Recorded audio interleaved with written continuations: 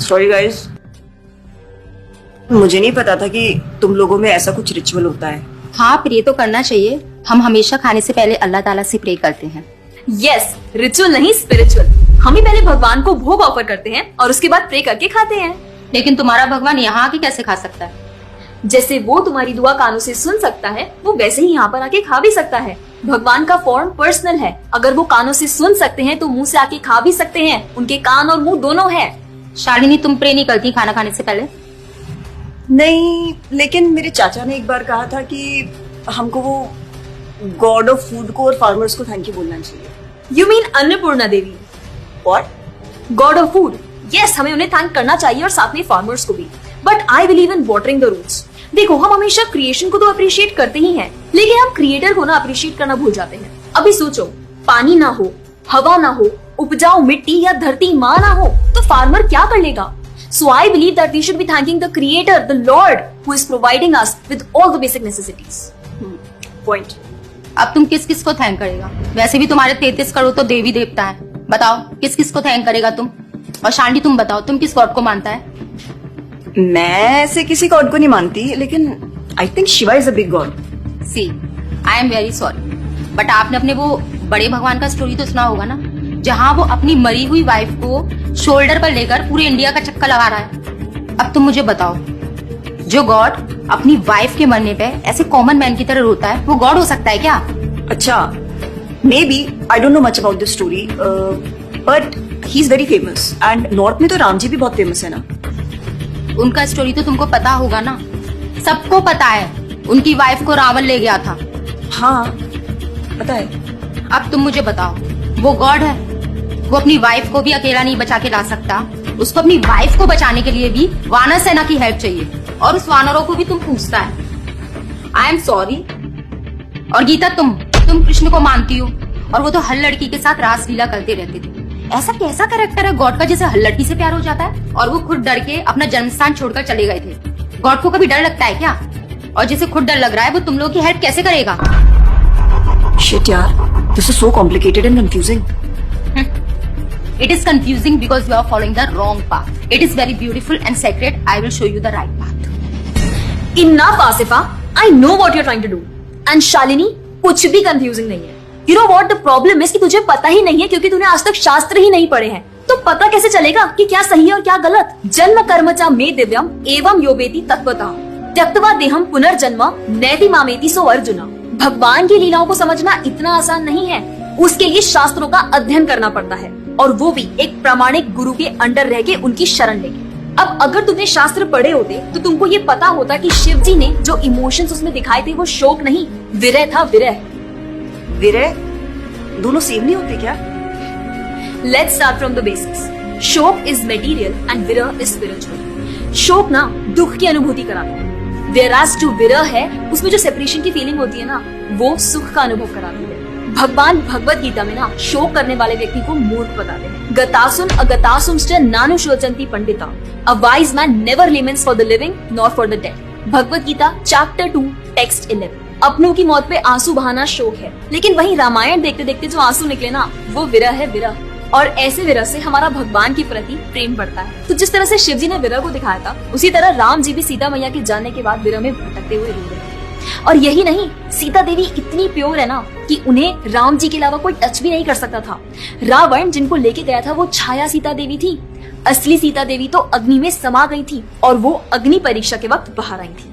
और आसिफा, तू क्या बोल रही थी? भगवान राम को अपनी पत्नी को बचाने के लिए वानरों की मदद लेनी पड़ी थी।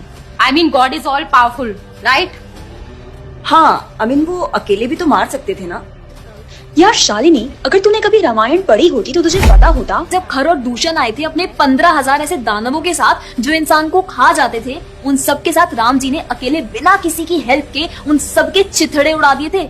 अब ऐसे राम के लिए रावण को मारना मुश्किल है क्या? हाँ, लेकिन बाद में वानरों की हेल्प क्यों ली? उनको अपनी सेवा में लगाने के लिए, उनकी ग्लोरीज बढ़ाने के लिए। अरे उन्होंने तो एक छोटी सी गिलहरी तक को अपनी सेवा में लगा लिया था। What? कभी पढ़ा हो तो पता हो ना। खैर, और हम हनुमान जी की पूजा इसीलिए करते हैं क्योंकि भगवान तक पहुंचने का रास्ता उनके भक्तों की सेवा है। जब भगवान देखते हैं कि मेरे भक्तों का गुणगान हो रहा है या कोई सेवा कर रहा है तो वो बहुत खुश होते हैं। जैसे मैं तेरी मॉम के सामने अगर तेरी तारीफ करूं तो वो खुश होती है ना। पॉइंट। इसी तरह भगवान हमसे खुश होते हैं जब हम उनके भक्तों की सेवा करते हैं, पूजा करते हैं। और रही बात 33 करोड़ देवी देवता की, आसिफा तो मुझे ये बता, what is your favourite genre in movies? Psychological thriller. और शालिनी तेरी? Romantic and comedy. एग्जैक्टली। जैसे हर किसी का अपने नेचर के अकॉर्डिंग फेवरेट जॉनर होता है, वैसे ही भगवान ने हर किसी के नेचर के अकॉर्डिंग व्यक्ति के लिए उसके नेचर के अनुसार वेद और पुराण दिए हैं। और उन्हीं पुराणों को फॉलो करके लोग अपनी देवी देवता की तरफ अट्रैक्ट होते हैं। और ये सभी देवी देवता भगवान की ही सेवा कर रहे हैं। जैसे रोशनी के देवता सूर्य देव, हवा के देवता वायु देव, बारिश के देवता इंद्र देव। जैसे एक सरकार चलाने के लिए इतनी सारी पोजीशंस होती हैं, वैसे ही इस पूरे ब्रह्मांड को चलाने के लिए अलग अलग देवी देवताओं की जरूरत पड़ती है। तो मतलब वो अपनी पोजीशन का मिसयूज करेंगे, किसी भी लड़की के साथ कुछ भी करेंगे, रास लीला करेंगे। Stop it Asifa, now you are crossing the line. तुझे पता ही क्या है कृष्ण के बारे में? जो लोग बोलते हैं कि कृष्ण करे तो रास लीला है, हम करें तो कैरेक्टर ढीला है, उनको बोलो पहले भागवतम पढ़ ले। ठीक रास लीला से पहले भगवान ने गोवर्धन उठाया था। उनको बोलो पहले जाके गोवर्धन पर्वत उठाए। पैदा होते ही पूतना को मारा था, बच्चे से एक मच्छर नहीं मारा जाता। When he was crawling, मुख में ब्रह्मांड दिखा दिया था। तू अपने मुंह में अपना ये हॉस्टल ही दिखा दे आसिफा। क्या तुम जानते हो द्वारका में भगवान श्री कृष्ण की 16,108 रानियां थी और सबके अलग अलग महल थे। और हर एक महल में श्री कृष्ण सबके साथ होते थे एक ही समय पर, रोज। सारी रानियां कृष्ण से खुश थी और उन सब की जरूरतें कृष्णा पूरी करते थे। क्या किसी नॉर्मल से इंसान के लिए ये सब संभव है? आज के टाइम पे तो एक ही नहीं संभलती, लेकिन उस टाइम सारी रानियां एक दूसरे के साथ खुश थी और उन्हें खुश कृष्ण रखते थे। क्यों? क्योंकि वो भगवान है।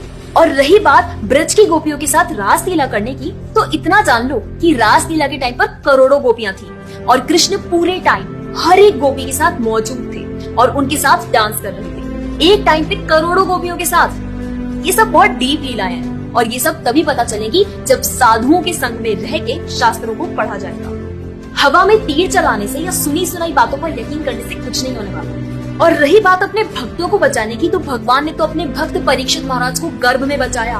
5 साल के प्रहलाद महाराज के लिए नरसिंह अवतार लेकर आए और उनको बचाया। यहाँ तक कि वो अपने गुरुदेव सांदीपनि मुनि के बेटे को मरने के बाद वापस लाए और उनको जिंदा किया। आई एम रियली इम्प्रेस्ड यार। हिंदू होते हुए भी मुझे फैक्ट्स पता ही नहीं थे। मेरे पेरेंट्स ने मुझे कभी इन सब चीजों के बारे में बताया ही नहीं। हाँ, पेरेंट्स की तो गलती है, लेकिन हम भी तो वही कर रहे हैं जो उन्होंने किया। We are not learning about our culture, not reading Ramayan, Mahabharat और भगवत गीता। आजकल तो ये सब कुछ रीड करना बहुत इजी भी है यार। Everything is available on our phones. And the problem is that we don't want to learn. और इसीलिए हमें कोई कुछ भी बोलता है और हम उसे मान लेते हैं और अपने बिलीफ को चेंज करने के लिए रेडी हो जाते हैं। एक्चुअली में पता है, किसी का हार्ट ट्रांसफॉर्म करना है तो प्यार से करो, ज्ञान से करो, पैसे और तलवार से नहीं। और अब बारी आपकी है। अगर आप भी चाहते हैं कि कोई एड़ा गेड़ा नत्थु गेड़ा अगर आपको कुछ भी ना बोल जाए, आपका बेवकूफ ना बनाए, तो जाइए और अपने कल्चर के बारे में जानिए, ग्रंथ पढ़िए और अपने बच्चों को भी पढ़ाइए। जाकर इस वीडियो को जितना हो सके उतना शेयर करिए ताकि कोई और लड़का या लड़की इस केरला स्टोरी का शिकार ना बने। और हाँ, इस वीडियो को लाइक करें और भक्ति टुडे चैनल को सब्सक्राइब करें।